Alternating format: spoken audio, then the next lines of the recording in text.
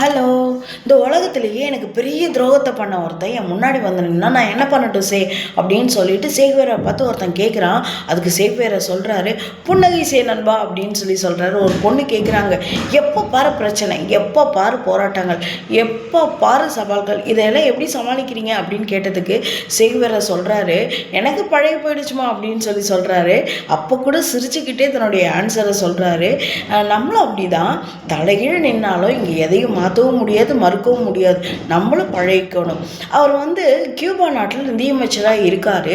ஆனால் கரும்பு காட்டுக்குள்ளே போய் கரும்பு சுமந்துட்டு இருக்காரு.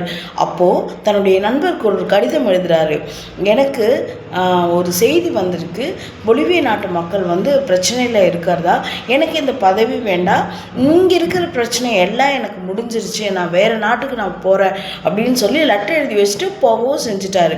அப்போ அந்த நாட்டில் பொலிவியாவில் கேட்குறாங்க, கியூபா உன்னோட நாடா, பொலிவியா உன்னோட நாடா, இந்த மக்களுக்காக நீ எதுக்கு போராட வர அப்படின்னு சொல்லி கேட்குறாங்க. அதுக்கு சேக்வேரா சொல்கிறார், எங்கெல்லாம் ஒடுக்கப்பட்ட மக்களுடைய குரல் கேட்குதோ அதுதான் என்னுடைய நாடு, அதுதான் என்னுடைய தேசம், அங்கே இருக்கக்கூடிய மக்கள் தான் என்னுடைய மக்கள் அப்படின்னு சொல்கிறாரு. டைம் மிஷின் மாதிரி ஒரு விஷயம் இருந்துச்சு அப்படின்னா சேக்வேரா திருப்பி வந்தால் எப்படி இருக்கும்? இந்த மாதிரி ஆசைப்படுறவங்க கமெண்ட் செக்ஷனில் கமெண்ட் பண்ணுங்கள். தேங்க்யூ.